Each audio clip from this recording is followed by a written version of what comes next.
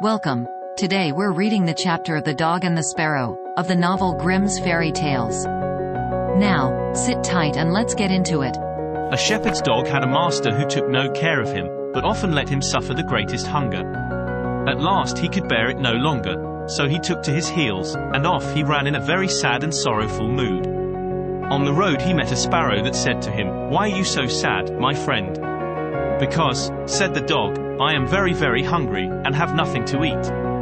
"If that be all," answered the sparrow, "come with me into the next town, and I will soon find you plenty of food." So on they went together into the town, and as they passed by a butcher's shop, the sparrow said to the dog, "Stand there a little while till I peck you down a piece of meat." So the sparrow perched upon the shelf, and having first looked carefully about her to see if anyone was watching her, she pecked and scratched at a steak that lay upon the edge of the shelf, till at last down it fell. Then the dog snapped it up, and scrambled away with it into a corner, where he soon ate it all up. "Well," said the sparrow, "you shall have some more if you will, so come with me to the next shop, and I will peck you down another steak." When the dog had eaten this too, the sparrow said to him, "Well, my good friend, have you had enough now?" "I have had plenty of meat," answered he, "but I should like to have a piece of bread to eat after it." "Come with me then," said the sparrow, "and you shall soon have that too." So she took him to a baker's shop, and pecked at 2 rolls that lay in the window, till they fell down, and as the dog still wished for more, she took him to another shop and pecked down some more for him. When that was eaten, the sparrow asked him whether he had had enough now. "Yes," said he, "and now let us take a walk a little way out of the town."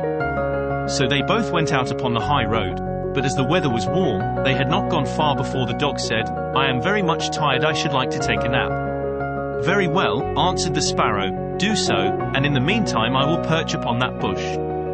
So the dog stretched himself out on the road, and fell fast asleep. Whilst he slept, there came by a carter with a cart drawn by 3 horses, and loaded with 2 casks of wine. The sparrow, seeing that the carter did not turn out of the way, but would go on in the track in which the dog lay, so as to drive over him, called out, "Stop! Stop, Mr. Carter, or it shall be the worse for you." But the carter, grumbling to himself, "You make it the worse for me, indeed. What can you do?"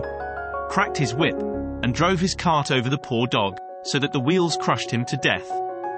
"There," cried the sparrow, "thou cruel villain, thou hast killed my friend the dog. Now mind what I say. This deed of thine shall cost thee all thou art worth.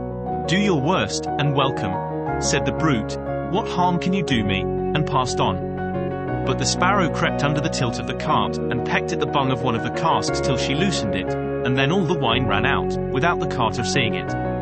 At last he looked round, and saw that the cart was dripping, and the cask quite empty. "What an unlucky wretch I am!" cried he. "Not wretch enough yet," said the sparrow, as she alighted upon the head of one of the horses, and pecked at him till he reared up and kicked. When the carter saw this, he drew out his hatchet and aimed a blow at the sparrow, meaning to kill her, but she flew away, and the blow fell upon the poor horse's head with such force, that he fell down dead. "Unlucky wretch that I am!" cried he. "Not wretch enough yet," said the sparrow. And as the carter went on with the other 2 horses, she again crept under the tilt of the cart, and pecked out the bung of the second cask, so that all the wine ran out. When the carter saw this, he again cried out, "Miserable wretch that I am!" But the sparrow answered, "Not wretch enough yet," and perched on the head of the second horse, and pecked at him too. The carter ran up and struck at her again with his hatchet, but away she flew, and the blow fell upon the second horse and killed him on the spot. "Unlucky wretch that I am," said he. "Not wretch enough yet," said the sparrow, and perching upon the 3rd horse, she began to peck him too. The carter was mad with fury, and without looking about him, or caring what he was about, struck again at the sparrow, but killed his 3rd horse as he done the other 2. "Alas!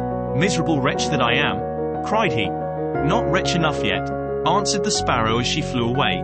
"Now will I plague and punish thee at thy own house."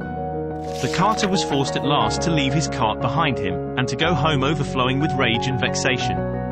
"Alas," said he to his wife, "what ill luck has befallen me! My wine is all spilt, and my horses all 3 dead." "Alas, husband," replied she, "and a wicked bird has come into the house, and has brought with her all the birds in the world, I am sure, and they have fallen upon our corn in the loft, and are eating it up at such a rate. Away ran the husband upstairs, and saw thousands of birds sitting upon the floor eating up his corn, with the sparrow in the midst of them. "Unlucky wretch that I am," cried the carter, for he saw that the corn was almost all gone. "Not wretch enough yet," said the sparrow, "thy cruelty shall cost thee thy life yet." And away she flew. The carter, seeing that he had thus lost all that he had, went down into his kitchen, and was still not sorry for what he had done, but sat himself angrily and sulkily in the chimney corner. But the sparrow sat on the outside of the window, and cried, "Carter, thy cruelty shall cost thee thy life." With that he jumped up in a rage, seized his hatchet, and threw it at the sparrow, but it missed her, and only broke the window. The sparrow now hopped in, perched upon the window seat, and cried, "Carter, it shall cost thee thy life."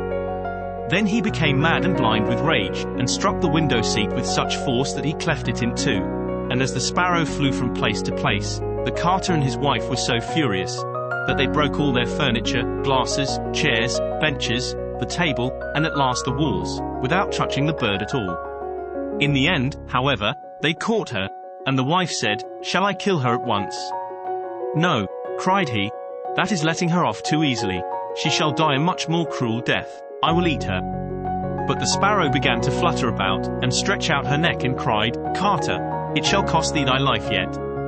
With that he could wait no longer, so he gave his wife the hatchet, and cried, "Wife, strike at the bird and kill her in my hand." And the wife struck, but she missed her aim, and hit her husband on the head so that he fell down dead, and the sparrow flew quietly home to her nest. Did you enjoy today's chapter of Grimm's Fairy Tales? Why not subscribe and ring the bell?